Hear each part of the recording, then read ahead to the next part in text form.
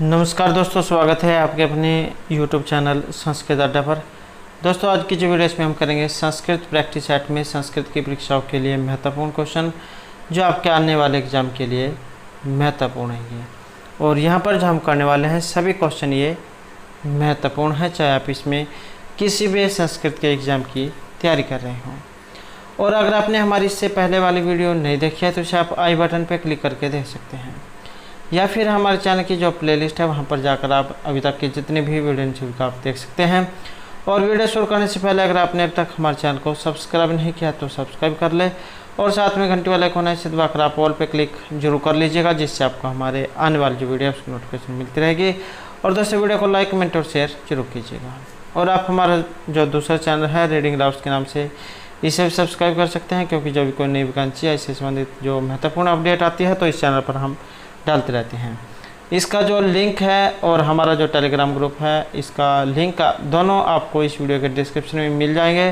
तो वहाँ से जो आप हमारे टेलीग्राम ग्रुप पर भी जा सकते हैं और हमारे चैनल पर भी आप जा सकते हैं। तो महत्वपूर्ण अपडेट के लिए आप इस चैनल को सब्सक्राइब जरूर कर लीजिएगा। तो हमारा जो यहाँ पर पहला क्वेश्चन है ये मेघदूत से है। मेघदूत जो इसका उपजीव्य ग्रंथ न मन्यते, तो इसका उपजीव्य ग्रंथ यहाँ पर नहीं माना गया है। और इसका जो यहाँ पर संबंध, तो यह रहेगा ऑप्शन डी में, शतपथ जो ब्राह्मण है वहाँ से इसका संबंध माना गया है। तो यह इनमें से नहीं है। और बात करें शतपथ ब्राह्मण की, ये जो शतपथ ब्राह्मण है कहाँ से संबंधित है, क्योंकि एग्ज़ाम में जो ये क्वेश्चन भी आ जाता है कि शतपथ ब्राह्मण का जो संबंध है किस वेद के साथ है। तो शतपथ ब्राह्मण जो ये यजुर्वेद जो है, इसका जो शुक्ल यजुर्वेद है उसमें से लिया गया है। शतपथ ब्राह्मण और या फिर माध्यदिन एवं कण्व, इनमें से कोई सभी आ सकता है। तो ये शुक्ल यजुर्वेद से है। और बात करें मेघदूत की, तो मेघदूत, मेघ को दूत के रूप में जब यक्ष को कुबेर के द्वारा श्राप दे दिया गया, तो उसके बाद जो है ये रामगिरी जो पर्वत है उस पर जाकर रहने लग जाते हैं। और इनका जो उस समय जाता है ताज़ा जो है ब्याह हुआ होता है, शादी, और उसी समय उस कुछ दिन के बाद जो इन्हें अलग होना पड़ जाता है। तब इनको जो अपनी प्रिय की याद आती है और उनसे मिलने के लिए तब ये मेघ को दूत के रूप में भेजते हैं, अपना संदेश उन तक पहुंचाने के लिए। तो इसी के आधार पर जो इनका नाम ये मेघदूत रखा गया था, मेघ को दूत के रूप में। महर्षि कालिदास के द्वारा ये रचित है और खंड काव्य या फिर गीति काव्य की श्रेणी में आता है। और दो जो खंड इसमें बटा हुआ है, पूर्व और उत्तर में। पूर्व जो यहाँ पर मेघ है इसमें 63 श्लोक माने गए हैं, और जो दूसरा है इसमें है आपके 52। तो इस प्रकार से यहाँ पर 115 श्लोक जो माने गए हैं, 115। और इस मेघदूत में मंदाक्रांता जो छंद है उसका प्रयोग किया गया है। मंदाक्रांता जल्दी सड़गैमर वो नादुता गुरुचेत, ये इसका लक्षण है। नेक्स्ट हमारे यहाँ पर क्वेश्चन है मेघदूत से। मेघदूतम कतिधा विभक्ता, मेघदूत किस में बटा हुआ है। और आसान क्वेश्चन है क्योंकि हमने इसमें भी पढ़ लिया है। तो ये दो भागों में बटा हुआ है, पूर्व और उत्तर में। पूर्व में 63 श्लोक हैं और उत्तर में 52 श्लोक हैं। टोटल इसमें 115 श्लोक माने गए हैं। श्रृंगार और वियोग रस इसमें रहेगा। मंदाक्रांता इसमें छंद है। शैली की बात करें तो वैदर्भी रीति और प्रसाद गुण इसमें रहेगा। यक्ष एक्शन इसमें नायक और नायिका हैं। और उपजीव्य काव्य जो इसका रामायण है। नेक्स्ट है ज्ञात अस्वाद्य विवर्त जगनाम का विवाह तुम समर्थ है, ये दिमाग की मस्ती। यहाँ पर ये जो है श्लोक आया है, और इस श्लोक के बीच में से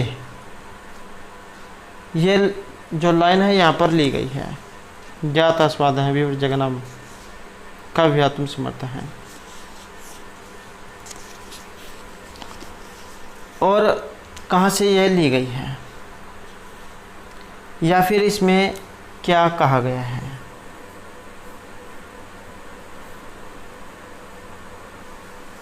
तो बात करें इसकी, यहाँ पर ये श्लोक है,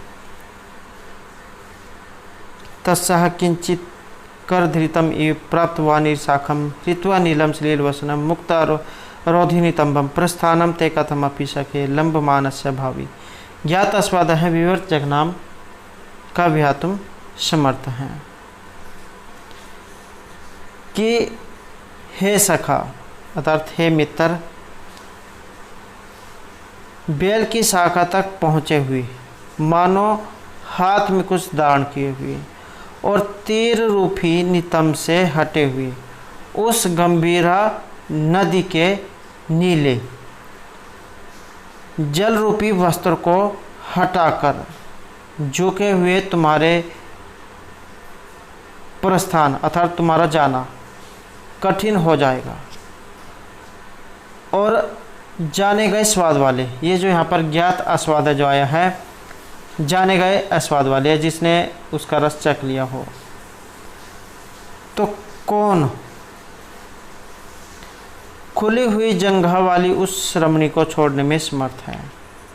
कि ये जो यक्ष जो थे उनका उस समय हाल ही में जो है विवाह हुआ था, तो इसी कारण से जब वो यहाँ पर उनके बारे में बात कर रहे हैं कि जाने गए स्वाद वाला कौन खुली हुई जंगा वाली उस रमणी को छोड़ने में समर्थ है। कि वो जो है सुंदर थी और इस कारण से उनका जो मन भी नहीं लग रहा था, तो इसी कारण से यहाँ पर ये श्लोक जो है एक आया है। अपने मन की जो व्यथा है उसको वो मेघ के साथ शेयर कर रहा है कि जाने गए स्वाद वाला ऐसा कौन खुली हुई जंगा वाली उस रमणी को छोड़ने में समर्थ है। ये तो जो है उस कुबेर के द्वारा उसको श्राप दे दिया गया, लेकिन कौन जो है जिसका ना विवाह होता है वो अपने प्रिय से अलग हो सकता है। तो इसी प्रकार का जो यहाँ पर एक ये श्लोक है और ये मेघदूत जो है उसमें से ये लिया गया है और महत्वपूर्ण यह श्लोक है, क्योंकि पहले भी जो एग्ज़ाम में देखा जा चुका है। और पूर्व जो मेघ है आपका, पूर्व मेघ में से ये लिया गया है और 44 वर्ष में श्लोक है। ये 44वें नंबर का श्लोक है। कोई अगर पढ़ना चाहता है तो वो 44वें नंबर पर इसे पढ़ सकता है।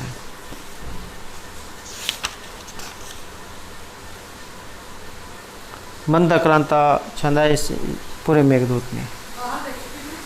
नेक्स्ट जो यहाँ पर रुचि अर्थक धातु भी योग काई भक्ति, ये जो रुचि अर्थ वाली जो धातुएं होती हैं इनके योग में किस विभक्ति का प्रयोग किया जाता है। कारक प्रकरण जो उसमें से ये लिया गया है। और रुचि अर्थ वाली जो धातु होती है इनके योग में चतुर्थी जो विभक्ति है उसका प्रयोग किया जाता है। रुचि अर्थ नाम प्रियमाण है, एक सूत्र है, अर्थात रुच तथा रुच के अर्थ वाली धातुओं के योग में प्रसन्न होने वाला संप्रदान कहलाता है। उसमें चतुर्थी विभक्ति होती है, जैसे बालकाय मोदकम रोचते या शिष्य किरणकम रोचते। तो रुच धातु जो होती है इसके योग में चतुर्थी जो विभक्ति है उसका प्रयोग किया जाता है। नेक्स्ट है हमारा वसठ शब्द। ये वसठ शब्द आया है और इसके योग में किस विभक्ति का प्रयोग किया जाता है। और इसके योग में चतुर्थी जो विभक्ति है ये आती है।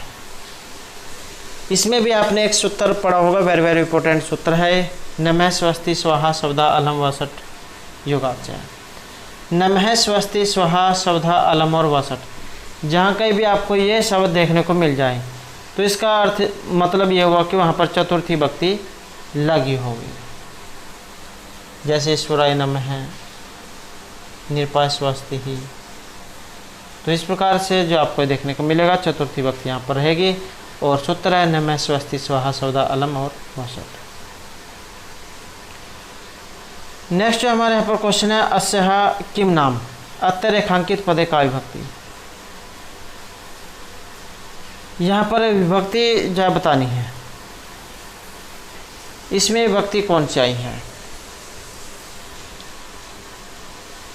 और इसमें जो यहाँ पर रहेगा तो ऑप्शन ए जो हमारा रहेगा। षष्ठी विभक्ति जो एक वचन है उसका प्रयोग यहाँ पर इसमें किया गया है, अस्याः।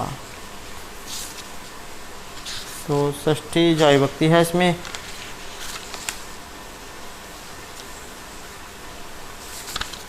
जैसे यहाँ पर इसकी देखें तो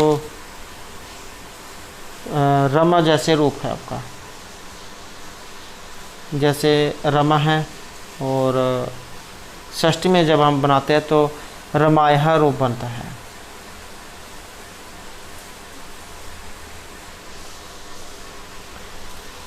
नेक्स्ट रहेगा अयम निजः परावेति अत्र रेखांकित प्रदर्शन मूल शब्दांस्ति। ये जो अयम जो यहाँ पर शब्द आया है इसका आपने बताना है कि इसमें मूल शब्द कौन सा आया है, किस शब्द रूप का यहाँ पर प्रयोग इसमें हुआ है।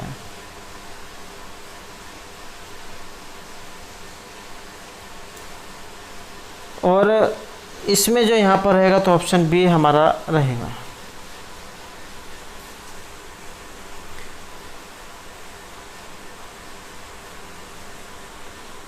सॉरी, ये जो यहाँ पर, हाँ सॉरी, ईदम, हाँ ईदम और पुलिंग। तो ईदम और पुलिंग का ये रूप है आपका, जो सर्वनाम जो शब्द है उसके अंतर्गत ये आते हैं। तो ईदम शब्द है, ईदम का मतलब होता है यह, और ये पुलिंग में है, और प्रथम पुरुष से एक वचन का ये रूप है, प्रथम पुरुष से एक वचन। अयम इमौ इमे, इमम इमौ इमान, अनेन आभ्याम एभि, अस्मै आभ्याम एभ्यः, अस्मात् आभ्याम एभ्यः, अस्य अन्योः एषाम्, अस्मिन् अन्योः एषु। तो ये आपका इदम पुल्लिंग का है। और जो नपुंसक लिंग जो होते हैं, जैसे यहाँ पर ये तद नपुंसक लिंग दिया गया है, तो इसके शुरू की जो 3 विभक्ति होती है वो अलग होती है, बाकी और जो ये पुल्लिंग की तरह रूप चलते हैं। और जैसे यहाँ पर ये ईदम पुल्लिंग है, इसमें अयम आता है, और अगर यहाँ पर ये इसकी जगह पर ईयम दे दिया गया होता, ईयम, तब ये बनता है स्त्रीलिंग में, ईदम शब्द रूप और स्त्रीलिंग में, तब यहाँ पर पुल्लिंग की जगह स्त्रीलिंग हो जाता है। इयम इमे इमः, इमाम इमे इमः, अन्य आभ्याम आभिः, अस्य आभ्याम आभ्यः, अस्याः आभ्याम आभ्यः, अस्याः अन्योः आसाम, अस्याम अन्योः आसु। तो तब जो है यहाँ पर इसके रूप ये इस तरीके से बनते हैं। नेक्स्ट है हमारे प्राध्यापक अनुशासन प्रिय है। इसका अनुवाद ये आपने बताना है यहाँ पर। और इसमें जो यहाँ पर माना गया तो ऑप्शन बी ये रहेगा। अब इसमें क्यों आया है? अस्माकं प्रधानाध्यापक अनुशासन प्रिय अस्ति। अगर और को देखें तो यहाँ पर भवती होता है, आसीत था। अब यहाँ पर 1 और 2 बच गए हैं। इसको भी अगर हम देखें तो प्राध्यापक जो यहाँ पर ये पुल्लिंग में है, और यहाँ पर है अनुशासन प्रिय, तो ये स्त्रीलिंग के कारण लगा है, तो इस कारण से यहाँ पर ऑप्शन बी जाए रहेगा। नेक्स्ट है आज विद्यालय में सरस्वती पूजा है। अब आप यहाँ से देख सकते हैं अद्य है आज, अद्य है आज, अद्य आज, सब है कल, तो इसका मतलब है ये नहीं है। और आज विद्यालय में, तो इसमें रहेगा ऑप्शन सी है।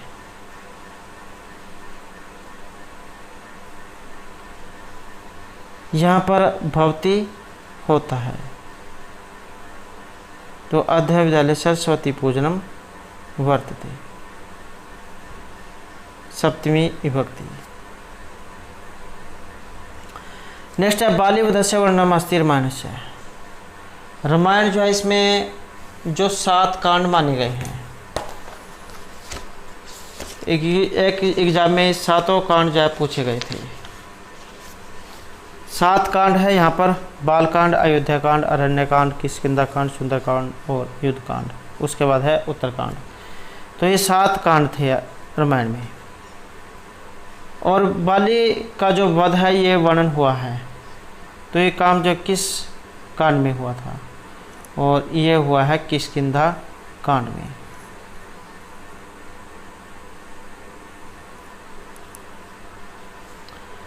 नेक्स्ट है मात्या नाम सोच असोच ज्ञानार्थम कौटिल्येन उपदासुयाना निर्दिष्ट। और इसमें रहेगा ऑप्शन सी मोक्षयुक्त।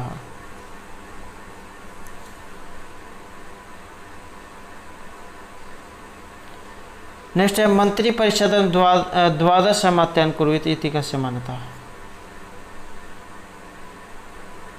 और ये जो यहाँ पर मानी गई है, ये माने गई है ऑप्शन डी में मानवा नाम। अर्थशास्त्र जो वहाँ से ये ली गई है, और अर्थशास्त्र क्या है कौटिल्य जो उनके द्वारा रचित है अर्थशास्त्र। नेक्स्ट है देवनाम दिनम भवती। देवताओं का दिन यहाँ पर माना गया है, और देवताओं का जो दिन है ये उत्तरायण को माना गया है। ये जो मनु जो है उनके अनुसार।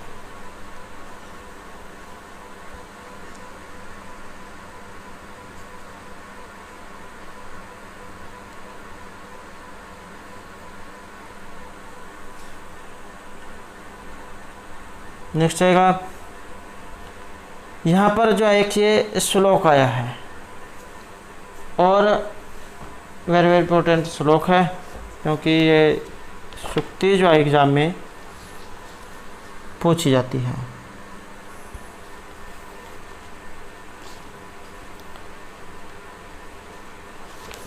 यांच मोघवरम अतिगुणे नद में लब्ध कामा। और जैसे यहाँ पर मेघदूत है, एक एग्ज़ाम में भी क्वेश्चन पूछा गया था कि ये पूर्व मेघ से है या उत्तर मेघ से है। तो इस सूक्ति का जो संबंध है आपके पूर्व जो मेघ है उसमें से ली गई है, और श्लोक है उसके बीच में से ली गई है। जातम वन से भुवन विदिते पुष्करावर्ता का नाम जाना मित्वाम प्रकृति पुरुषम काम रूपम अघोन है तेन अर्थितम तभी विधिवशात दूर बंदुर्गतो अहम यांच मोघवरम अद्गुणे नद में लब्ध कामा।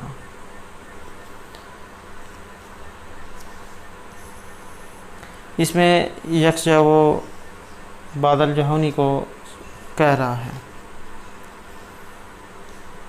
कि हे मेघ, हे बादल, मैं तुमको संसार में प्रसिद्ध पुष्कर और अवर्तक नामक मेघों के कुल में उत्पन्न हुआ और इच्छा अनुसार रूप धारण करने वाला इंद्र का प्रधान पुरुष जानता हूँ। इसलिए भाग्यवंश प्रियतमा जिसकी दूर है, मैं तुम्हारे विषय में याचकता को प्राप्त हुआ हूँ, अर्थात तुमसे प्रार्थना कर रहा हूँ। अधिक गुणवान व्यक्ति से असफल याचना श्रेष्ठ है, नीच व्यक्ति से इच्छा की पूर्णता श्रेष्ठ नहीं है। इसमें कहने का अर्थ यह है कि जो श्रेष्ठ व्यक्ति है उससे मांगना अच्छा है किसी दुष्ट व्यक्ति से।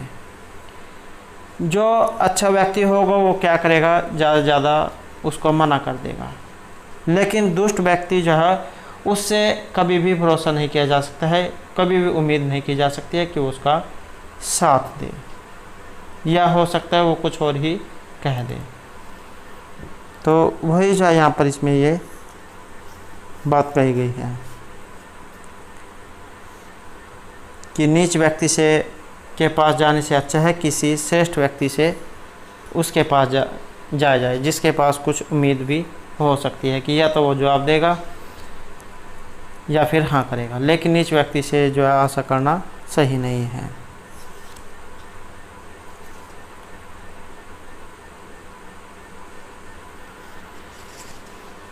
तो मेघदूत जो उसमें से लिए गए हैं पूर्व मेघ से।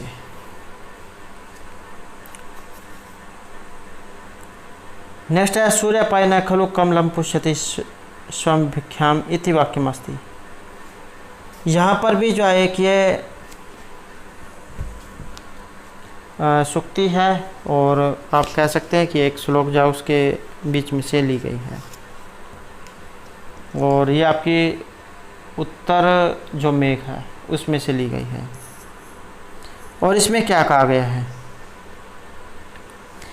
एभि साधो हृदय निहित लक्षणे था द्वारोपान्ते लिखित वपुषो शंख पद्मो च दृष्ट्वा क्षाम छायम भवनम अधुना मद वियोगे नूनम सूर्यापाय न खलु कमलम पुष्यति स्वम अभिख्याम।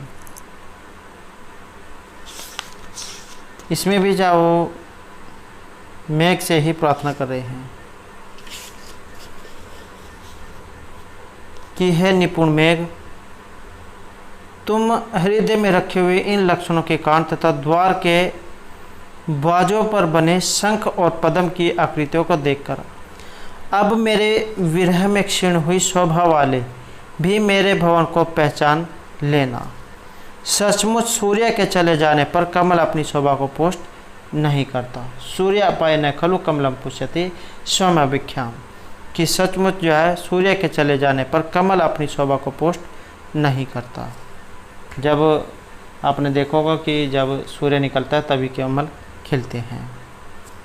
तो इसी प्रकार से ये श्लोक है, उसके बीच में से जो ये सूक्ति जो एक या पंक्ति कह सकते हैं वो ली गई है। तो उसी से मेघ जाउन से प्रार्थना कर रहे हैं। नेक्स्ट है अनिच विकरणम संयोजित है, और आपके जो ये गण हैं गणों में से ली गई है, और गणों की जो संख्या ये 10 मानी गई है। और जो ये 10 गण हैं कौन कौन से हैं ये भी जो एग्जाम में आ जाते हैं। तो आपके भुआदिगण, अदादिगण, ज्योत्यादिगण, दिवादिगण, स्वादिगण, तुदादिगण, रुदादिगण, तनादिगण, क्रियादिगण और चुरादिगण। तो इस प्रकार से 10 गण हैं। और ये जो अनिच जो है इसका संबंध आपने बताना है, और इसका संबंध है ऑप्शन बी में। चुरादिगण जो है इससे इसका संबंध है। ये अनिच प्रत्यय जो है इसमें लगता है। सत्य पास रूप वीणा तुरुस, इस प्रकार का एक ये श्लोक ये सूत्र है जिससे अनिच प्रत्यय होता है। और चूर धातु है यहाँ पर, ये जो चुरादिगण जो है इसमें चूर धातु है।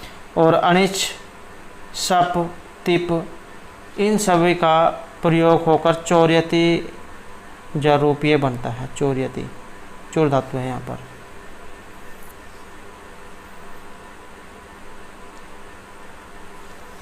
तो ये चुरादिगण जो है उससे संबंधित है।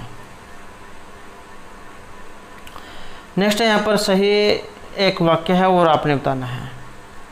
सही वाक्य जो यहाँ पर रहेगा ऑप्शन बी में कि स्वः वरिष्ठ है, वरिष्ठ ही भविष्यति, कि स्वः होता है आने वाला काल, और ये भविष्यति है।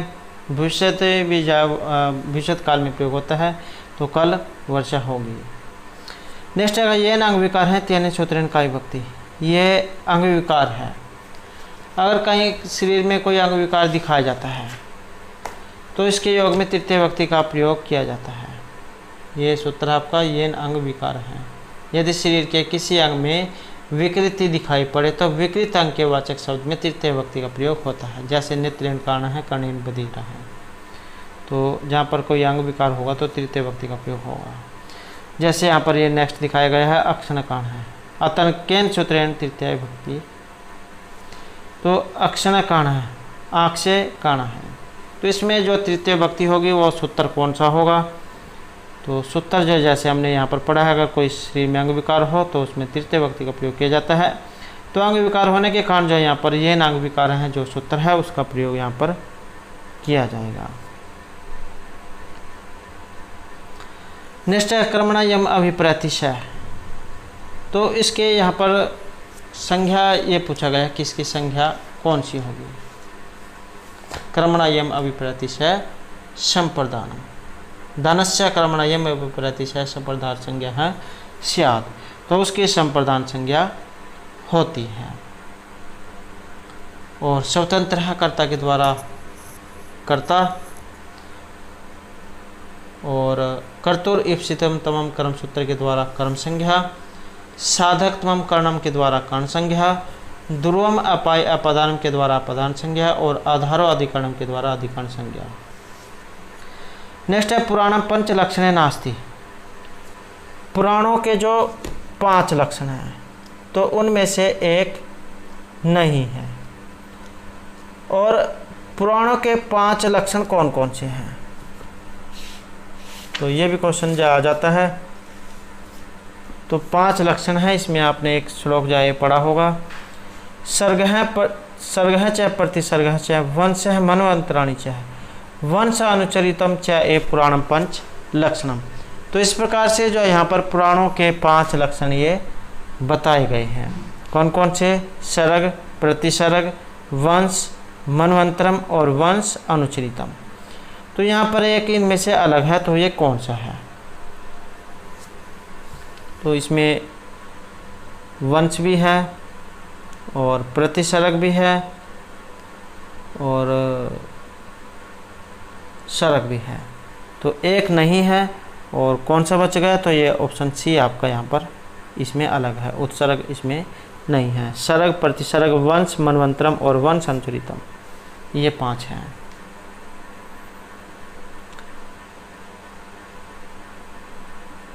नेक्स्ट है कस्मिन् पुराणे विविध शास्त्र संबंधी विषय वर्तन्ते।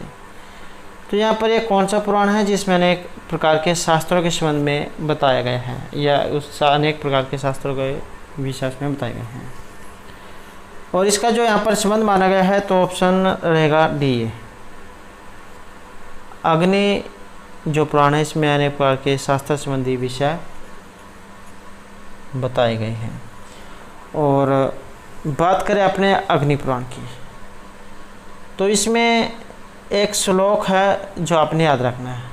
माध्वम भाद्वम च एव बात्रयम व चतुष्टयम अनापलिंकुस्कानि पुराणानि प्रचक्षते। कि 2 मकार हैं, मत्स्य और मार्कंडेय। भा से 2 हैं, भविष्य और भागवत। बा से बकरी वाला जो बा होता है उससे 3 हैं, ब्रह्मांड, ब्रह्मा और ब्रह्मा वैवर्त। वा से 4 हैं, वामन, वराह, विष्णु और वायु। अ से अग्नि पुराण, ना से नारद पुराण, पा से पद्म पुराण, ली से लिंग पुराण, ग से गरुड़ पुराण और कु से कुर्म पुराण और शक से स्कंद पुराण। तो इस प्रकार से 18 पुराण ये बताए गए हैं, जिनमें से आपका ये अग्नि पुराण है। नेक्स्ट है पराभव अपि उत्सव एवं मानिनाम। तो इदम वाक्यम अस्ति। यहाँ पर एक ये पंक्ति आई है श्लोक के बीच में से, और कहाँ से ये ली गई है, इसका जो यहाँ पर संबंध है तो ऑप्शन ए में रहेगा। किरात अर्जुनम जब वहाँ से ये ली गई है जो महर्षि भारवी के द्वारा रचित है। और 18 जो है इसमें सर्ग ये माने गए हैं। किरात यहाँ पर भगवान शिव हैं और अर्जुन जो यहाँ पर इसके नायक हैं, द्रौपदी नायिका है, वीर रहेगा। और भारवी जो उन्हें अर्थ गौरव के लिए जाना जाता है। नेक्स्ट जो यहाँ पर श्लोक आया है वर्जनते ते मूर्धि पराभव भवन्ति माय विषय नमाइन है। यहाँ पर भी जो एक श्लोक के बीच में से ली गई है युक्ति कि ऐसे व्यक्ति पराजय को प्राप्त होते हैं जो दुष्टों के साथ दुष्टता का व्यवहार नहीं करते हैं। और ये सूक्ति जो आई है ये कहाँ से आई है, किस में से ली गई है? और इसका जो संबंध है ये किरात अर्जुनम से ली गई है और भारवी के द्वारा जो रचित है। और बृहत्तरी जो इसके अंतर्गत ये गिना जाता है। नेक्स्ट है किरातार्जुन महाकाव्य नायिका। नायक अर्जुन है और नायिका फिर इसमें कौन है? तो द्रौपदी जो इसकी नायिका है। नेक्स्ट है हितम मनोहारी च दुर्लभम वचा कस्य उक्ति अस्ति किरातार्जुनी में। ये जितनी भी किरातार्जुनी में शेष उक्ति आ रही हैं सभी वेरी वेरी इंपॉर्टेंट है, क्योंकि बार बार जो एग्जाम में ये पूछी जाती हैं। तो हितकारी और मनोहर वचन दुर्लभ होते हैं। ऐसे बहुत ही कम व्यक्ति आपको देखने को मिलेंगे जो दूसरी की भलाई के बारे में सोचते हों। अगर कोई व्यक्ति गिरने भी लग रहा है तो वो उसको बचाने की नहीं, उसकी वीडियो बनाने लग जाएंगे या फिर उसके देखने लग जाएंगे कि उसको चोट लगेगी या नहीं। तो ऐसे तो व्यक्ति बहुत मिल जाते हैं, लेकिन उसको जो बचाने वाले बहुत ही कम व्यक्ति होंगे। तो हितकारी और मनोहर वचन जो है ये दुर्लभ होते हैं। ऐसे बहुत ही कम व्यक्ति होंगे जो दूसरे के बारे में अच्छा सोचते हों। और इस प्रकार की जो उक्ति है आपके जो किरातार्जुनीयम जो है वहाँ से ये ली गई है और विनेचर के द्वारा ये कही गई है। नेक्स्ट जो हमारे यहाँ पर उत्तव संधि उदाहरणम अस्ति। तो उत्तव संधि का जो उदाहरण है इनमें से कौन सा है? संधि वाला जो क्वेश्चन है उसमें से आया है। और इसमें जो यहाँ पर माना गया है तो ऑप्शन ए को माना गया है, सर है प्लस वर। ये जो विसर्गा जो है इसमें आपको हो जाता है, तो सरोवर जा रूप ये बनता है। विसर्ग संधि जो है वहाँ उनमें से ली गई है।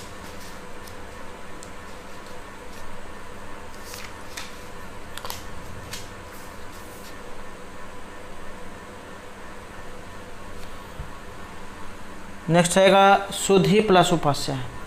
अतर दीर्घ इकार और उकारश किम भवत। तो इनसे क्या होता है? और आपका जो लघु सिद्धांत कौमुदी जो उसमें से जो है ली गई है शुद्धि उपस्य। और महत्वपूर्ण जो ये यहाँ पर उदाहरण लिया गया है।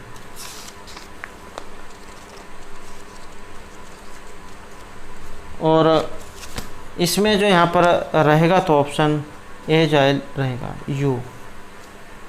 ये जो है उसे यू यहाँ पर ये होगा, तो शुद्धि उपस्य जो है बनेगा। नेक्स्ट है वृक्ष प्लस छाया। तो इसका जो यहाँ पर कौन सा रूप इनमें से बनेगा? और इसका रहेगा ऑप्शन ए में वृक्ष छाया। नेक्स्ट है हितोपदेश है। यहाँ पर इसका संधि विच्छेद, या फिर एग्जाम में एक और क्वेश्चन आ जाता है यहाँ से, ये जो हितोपदेश से पूछ ले जाता है कि ये हितोपदेश जो है किन के द्वारा रचित है। ये दो जो है एक जैसे हैं, हितोपदेश और आपकी जो ये पंचतंत्र है, ये दोनों एक जैसी हैं। हितोपदेश जो ये नारायण पंडित जो उनके द्वारा रचित है। और कुल कथाएं जो इसमें ये 43 मानी गई हैं और 25 कथाएं पंचतंत्र पर आधारित हैं। और एक एग्ज़ाम में जो हाल ही में एग्ज़ाम था तो उसमें भी क्वेश्चन पूछा गया था कि इसमें ये प्रच्छेदों में है या किस में है। तो ये प्रच्छेदों में है। और कितने इसमें प्रच्छेद हैं? तो 4 इसमें प्रच्छेद हैं, मित्रलाभ, सुहृदभेद, विग्रह और संधि। और इसी से मिलता जुलता है ये पंचतंत्र। पंचतंत्र मतलब 5 तंत्र हैं इसमें, और पंडित विष्णु शर्मा जो उनके द्वारा ये रचित है। 5 तंत्र है। एग्जाम में इनका क्रम जो पूछा गया था कि किसके बाद कौन सा आता है। तो सबसे पहले नंबर पे आपका मित्रभेद है, दूसरे पे मित्र संप्राप्ति, तीसरे नंबर पे काको और उल्लकिया, कौवा और उल्लू जो उसकी कथा काको उल्लकिया। और नंबर 4 पे रहेगा लब्ध प्रणाशन, और 5वें नंबर पर है अपरीक्षित कारक। तो इस प्रकार के या यहाँ पर ये 5 तंत्र हैं। इसमें 70 कथाएं और लगभग 900 के आसपास इसमें श्लोक माने गए हैं। और बात करें इसकी संधि की, तो हित प्लस उपदेश हैं। तो इसमें ऑप्शन बी जाए रहेगा। हित प्लस उद्देश्य है। ये जो त में अ और ये उ, अ और उ जैसे ओ गुण हो जाता है, तो हितोपदेशारोप ये बनता है। नेक्स्ट है यहाँ पर रावण है कस्य संधि उदाहरणमस्ति। रावण शब्द है यहाँ पर और किस संधि से इसका संबंध है, और इसका जो संबंध है ये अयादि जो संधि है उससे इसका संबंध माना गया है। नेक्स्ट है मोहन चोर से डरता है, तो इसका संस्कृत में अनुवाद, और ये जो डरना जो अर्थ वाली जो धातु होती हैं, तो डरना अर्थ में पंचमी जो आपकी विभक्ति है उसका प्रयोग किया जाता है। आपने पढ़ा होगा बाल का सिंहात विवेती, ये उदाहरण आपने पढ़ा होगा। तो सूत्र है भीतर अर्थनाम भय हेतु। भय और रक्षार्थ वाली धातुएं जो होती हैं उनके योग में पंचमी विभक्ति जा उसका प्रयोग किया जाता है। तो इसमें मोहन चोर से डरता है, पंचमी विभक्ति आप इसमें देख सकते हैं कि किस में लगी है। तो इसमें आप ये देख सकते हैं, तो ऑप्शन ए जो यहाँ पर इसमें रहेगा, मोहन चोरात भिवेती।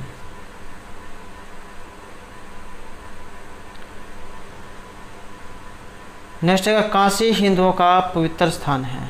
इसका भी आपने संस्कृत में जो अनुवादी बताना है। तो काशी हिंदुओं का पवित्र स्थान है, और यहाँ पर एक ऑप्शन भी है, काशी हिंदुना पवित्र स्थानम वर्तते। नेक्स्ट है मोहना आँख का काना है, और ये भी है जो हमने पहले जो कारक वाला जो उदाहरण आया था तृतीय विभक्ति वाला, उसमें पढ़ा था कि जहाँ पर शरीर में कोई विकार होता है तो तृतीय विभक्ति का प्रयोग किया जाता है। तो आप इसमें देख सकते हैं कि इसमें तृतीय विभक्ति का प्रयोग किया गया है। तो इनमें प्रथमा और तृतीय चतुर्थी, तो अब आप इसमें देख सकते हैं, और यहाँ पर जो रहा माना गया है तो ऑप्शन सी मोहना अक्षना कान है।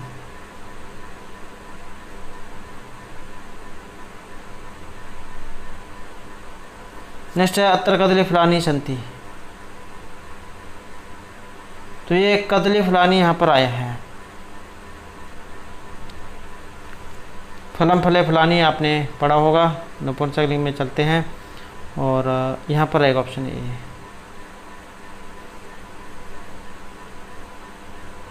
नेक्स्ट है हितम मनोहर च दुर्लभम वच्च कस्य उक्ति अस्ति किरातंजलि में। तो ये हितकारी मनोहर वचन दुर्लभ होते हैं, और इसका संबंध है वनिचर से। नेक्स्ट है शिवराज विजय प्रतिनायकस्य पुत्री अस्ति। ये जो शिवराज विजय जो है पंडित अंबिका दत्त व्यास उनके द्वारा रचित है, और यहाँ पर जो इसके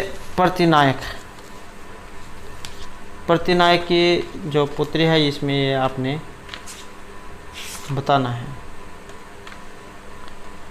और इसमें जो यहाँ पर रहेगा तो ऑप्शन ए जो हमारा रहेगा, यहाँ पर रसनारी जाए इसे माना गया है। और बात करें यहाँ पर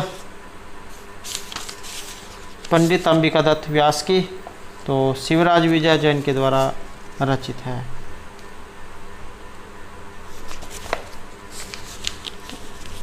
और पंडित अंबिका दत्त व्यास जो है ये राजस्थान के निवासी थे, और इनके पूर्वज ये राजस्थान की रावत जी जो दूल्हा है वहाँ के निवासी थे।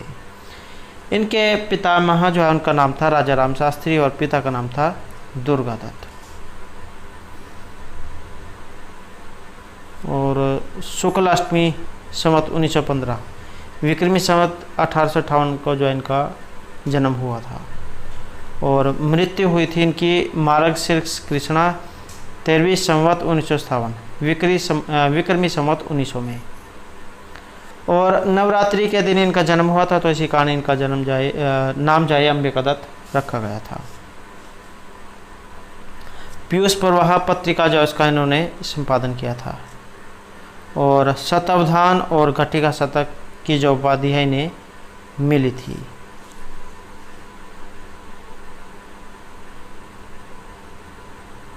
और इसके अलावा अभिनव बाण, भारत रत्न, भारत भूषण, घट्टी का शतक, शतावधान, महाकवि, ये सभी उपाधि से इन्हें अलंकृत किया जा चुका है। और अधिक अगर आप इनके बारे में जानना चाहते हैं तो इसके ऊपर जो हमारे द्वारा पहले जो है वीडियो बनाई गई है पंडित अंबिका दत्त व्यास के जीवन परिचय के नाम से, जिसमें इनका जीवन परिचय और इनके द्वारा रचित जो शिवराज विजय है इससे संबंधित महत्वपूर्ण क्वेश्चन जो इसमें कराए गए हैं। तो अगर आप इसे देखना चाहते हैं तो इसे आप हमारे चैनल की प्लेलिस्ट में जाकर देख सकते हैं।